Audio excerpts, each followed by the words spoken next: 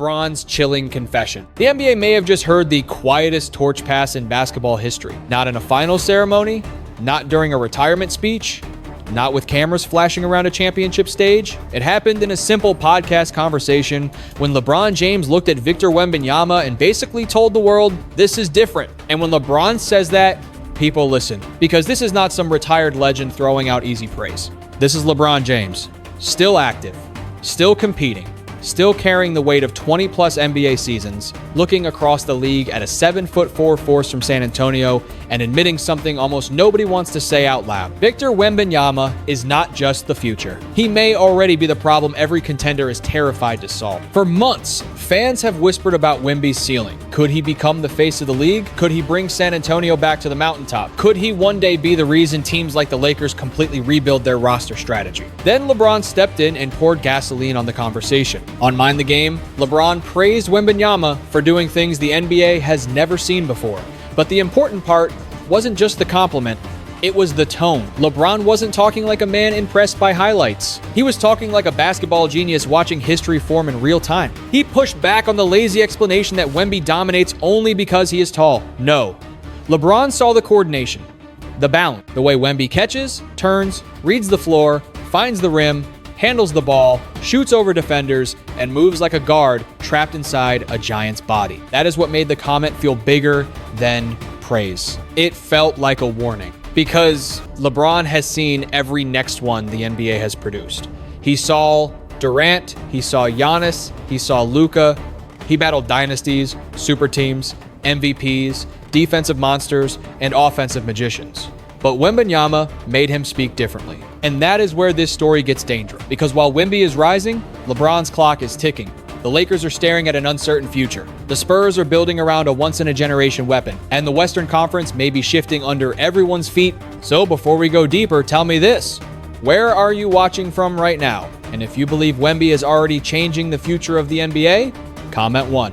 If you think LeBron still owns this era, comment 2. Don't forget to subscribe, because this story is only getting bigger from here. Not just tall, something different. The easiest mistake in basketball is looking at Victor Wembanyama and thinking the answer is obvious. He is tall, so he blocks shots. He is long, so he finishes over people. He is 7'4", so of course the game looks different around him. But that is exactly the lazy explanation LeBron James pushed back against. Because LeBron knows the NBA has seen size before. It has seen giants. It has seen shot blockers. It has seen centers who could stand near the rim and change a possession without jumping. But Wembanyama is not just standing near the rim, he is bending the entire court around him. That is what makes him terrifying. He can catch the ball with his body turned away from the basket and still know where the rim is before his feet even settle. He can take one dribble from the three-point line and suddenly be at the restricted area. He can lose the ball for half a second, recover it, spin away from pressure, and still finish like the play was designed that way. That is not height. That is coordination. That is skill. That is basketball instinct operating inside a body the league has never had to deal with before. When defenders close out on Wemby, they do not close out like they do against a normal big man. They hesitate.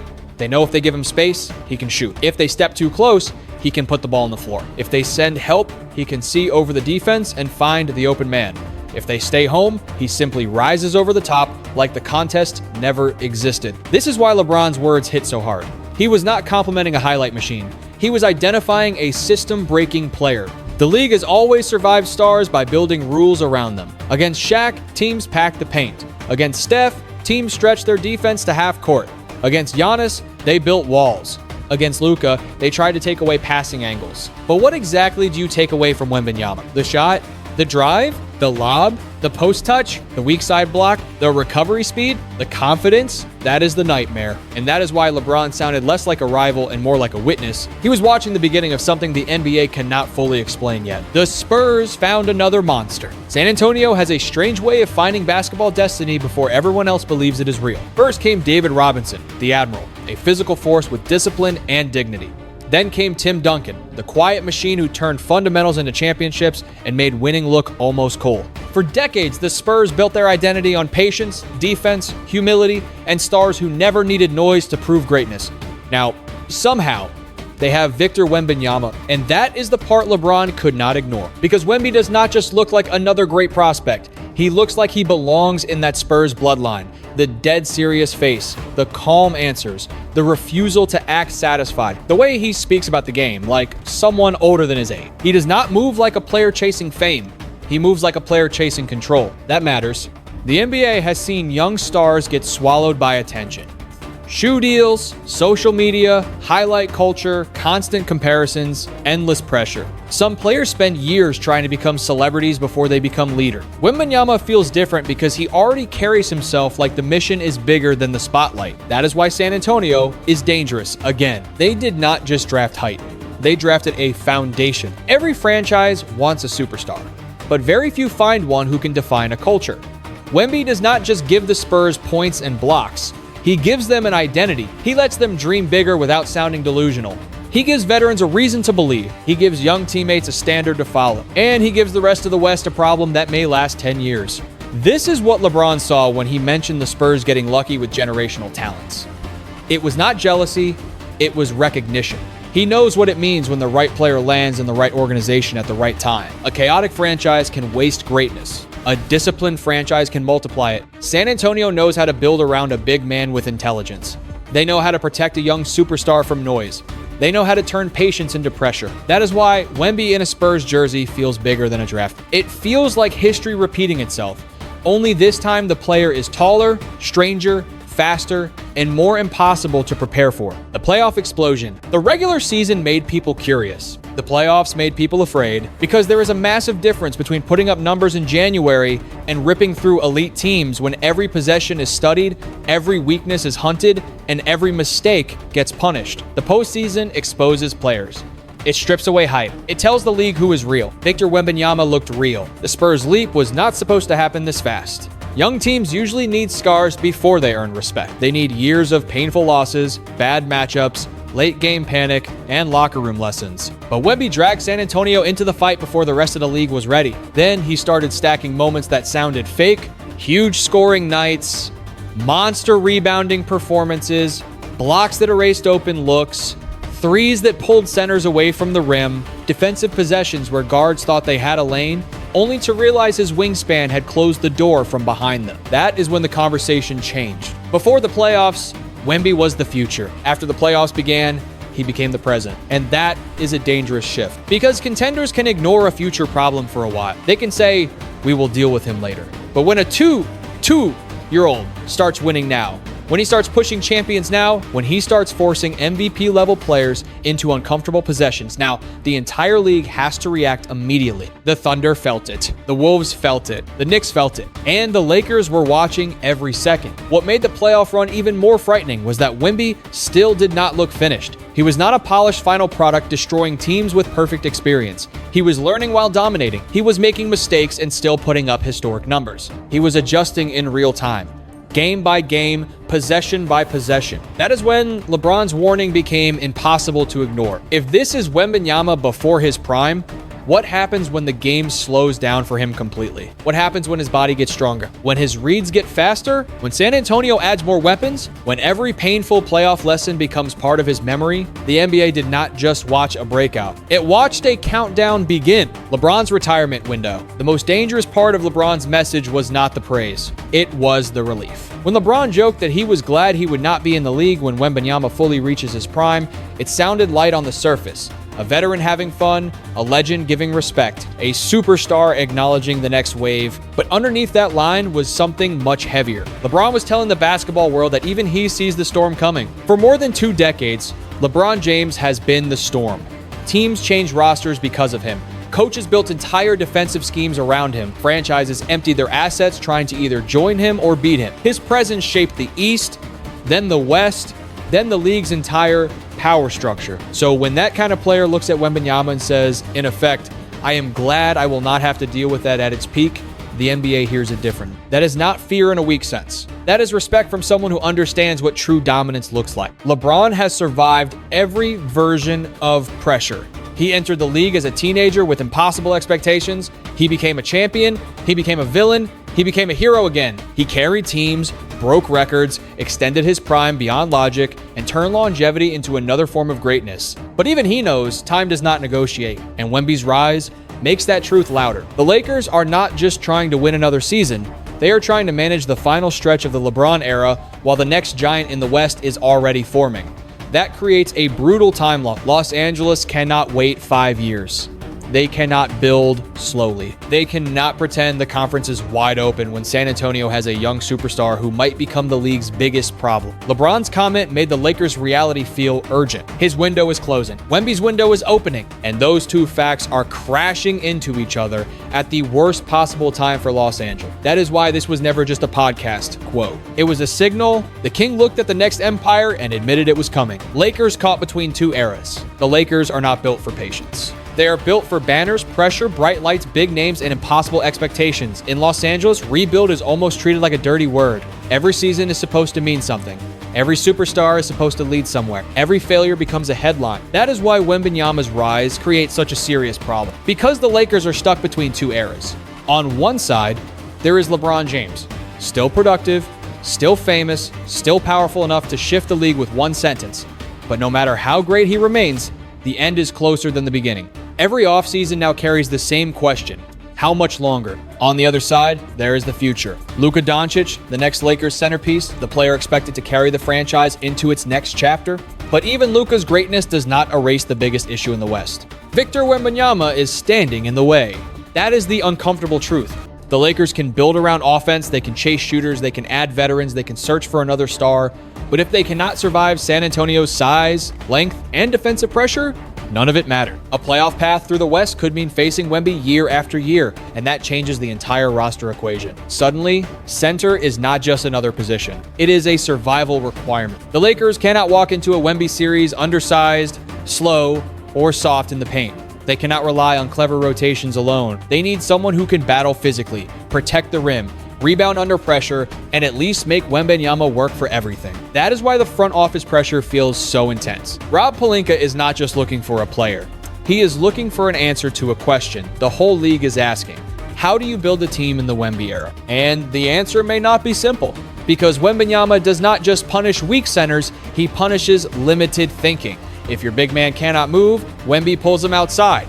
If your big man is too small, Wemby shoots over him. If you double too early, San Antonio finds the open man. The Lakers are not chasing luxury anymore. They are chasing survival. Why every contender needs a big man now. For years, the NBA moved smaller, faster, and more perimeter focused.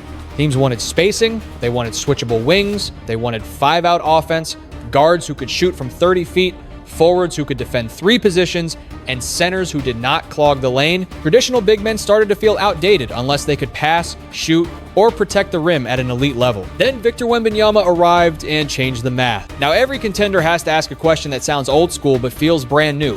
Who is our big man when Wemby is waiting? Not just who starts at center in January. Not just who grabs rebounds against the average team. Who can stand in a playoff series under pressure against a 7'4" superstar who can block your best shot on one end and hit a step-back 3 on the other. That is a completely different test. This is why the Lakers center search matters so much. It is not about filling a roster spot. It is about building a shield. Against most teams, you can survive with weakness if your stars are great enough. Against Wembanyama, weakness becomes a target. If your center lacks size, Wemby sees over him. If your center lacks mobility, Wemby drags him into space. If your center lacks strength, Wemby gets position. If your center lacks discipline, Wemby forces foul. There is no easy version of the matchup. That is why names like Walker Kessler become interesting. He represents the type of player teams suddenly value more in this new environment. Young, big, physical, defensive, and capable of protecting the rim without needing the offense built around him. But even that may not be enough, because Wembanyama is not a normal center. He is a center, forward, guard, rim protector, shooter, and defensive system all at once. So beating him may require more than one answer. It may require a full roster identity. That is the pressure LeBron's comments expose. When a player like Wemby rises, the league does not simply admire him. It reacts to him. General managers change priorities. Coaches redesign schemes. Contenders rethink trades. Owners approve bigger risks. Because when the future arrives early, Every team that waits too long gets left behind. The trade rumors storm. Once the NBA realizes a new force is taking over, the rumor machine never stays quiet. That is where the Lakers now find themselves. Every name becomes a possibility. Every front office conversation feels more urgent. Every weakness looks bigger because Wembanyama has turned the Western Conference into a race against time. Walker Kessler is the practical name. A defensive center. Young, physical, built to protect the paint. He may not solve Wemby, because nobody truly solves Wemby, but he gives a team a better chance to survive the first wave. For the Lakers, that matters. They do not need a perfect answer, they need a real one. But practical moves do not always satisfy Los Angeles. This is the Lakers. The franchise always gets pulled toward the massive swing. That is why Giannis Antetokounmpo rumors hit differently. Giannis has the size, strength, athleticism, defensive resume, and superstar presence to at least make a Wemby matchup feel like a collision instead of a mismatch. He would give the Lakers power, rim pressure, transition force, and a second physical identity next to Luka. But a move like that would cost everything. Assets, depth, flexibility, maybe the entire future. And that is the painful part of the Wemby era. Teams may be forced to make desperate decisions simply because standing still feels even worse. Then comes the wildest idea of all. Luka Doncic and Wembanyama together. That kind of pairing sounds like something from a video game. Luka controlling every angle, every pass, every defensive mistake. Wemby finishing lobs, spacing the floor, protecting the rim, and turning broken plays into impossible highlights. Offensively, it would be terrifying. Strategically, it would be almost unfair. But for the Lakers, that would mean something even bigger. A franchise reset. Would they ever move Luka? Would San Antonio ever empty its young core? Would either side actually pull the trigger? Those questions may sound extreme, but the fact that people even discuss them tells you how much Wembanyama has changed the conversation. This is what generational players do. They do not just win games. They create panic. They make rivals imagine trades they would never consider before. They force billion-dollar franchises to ask uncomfortable questions in private rooms. And right now, the Lakers' question is simple. How far are they willing to go before Wemby goes too far ahead? The pain that creates legends. The most important part of Wembanyama's rise may not be the praise. It may be the pain. Because greatness in the NBA is rarely built from perfect stories. It is built from nights that hurt, missed shots, turnovers, leads that vanish, games that slip away, finals losses that replay in a player's mind long after the arena goes quiet. Wemby felt that the Spurs reaching the finals so early was already shocking. But losing on that stage gave the story a different kind of power. It reminded everyone that even the most gifted players still have to pay the price of experience. And that is what makes his response so important. He did not hide from it. He did not soften it. He did not act like simply getting there was enough. He called it painful. He treated the loss like fuel, not failure. That mindset is what separates a star who enjoys success from a legend who becomes obsessed with correction. That is what LeBron recognized. LeBron knows what early pain can become. He knows what it feels like to carry expectations, lose in front of the world, hear the criticism, and come back sharper. Michael Jordan had to learn. LeBron had to learn. Every all-time great eventually meets a wall that talent alone cannot break. Wembanyama has now met his first real wall. That should scare the league more than any stat line. Because the worst version of Wemby for the rest of the NBA is not the young phenom who thinks everything is easy. It is the young phenom who remembers exactly how losing felt. The one who studies every mistake, the one who comes back stronger, calmer, and more ruthless. The missed free throws will become routine work. The late game turnovers will become film study. The blown leads will become leadership lessons. The finals loss will become a private fire. That is how monsters are made in this league. Not by avoiding pain, but by transforming it. So when people say Wembanyama failed because he did not win the title, they are missing the bigger story. The Spurs may have lost the series, but the NBA may have lost something too. The short window where Wemby was still learning quietly. Now he has scars, and scars on the right player become weapons. The torch has been passed. LeBron James did not need to say the words directly. Everyone understood. When he looked at Victor Wembanyama and described a player doing things the NBA has never seen before, it sounded like more than analysis. It sounded like a warning from one era to the next. The greatest players always recognize the future before the crowd fully accepts it. LeBron saw the size, the skill, the IQ, the discipline, the hunger, and the pain. And he knew this is not hype anymore. This is the beginning of a new basketball reality. For the Lakers, that reality is uncomfortable. They are trying to maximize what remains of LeBron's timeline while building around Luka for the next chapter. But Wembanyama has made the West feel smaller and more dangerous. Every weakness matters now. Every roster mistake gets exposed. Every contender must ask whether it has enough size, enough defense, enough discipline, and enough courage to survive San Antonio. That is the strategic lesson. A generational player does not only change his own team, he changes every team around him. Wemby is forcing the Lakers to rethink the center position.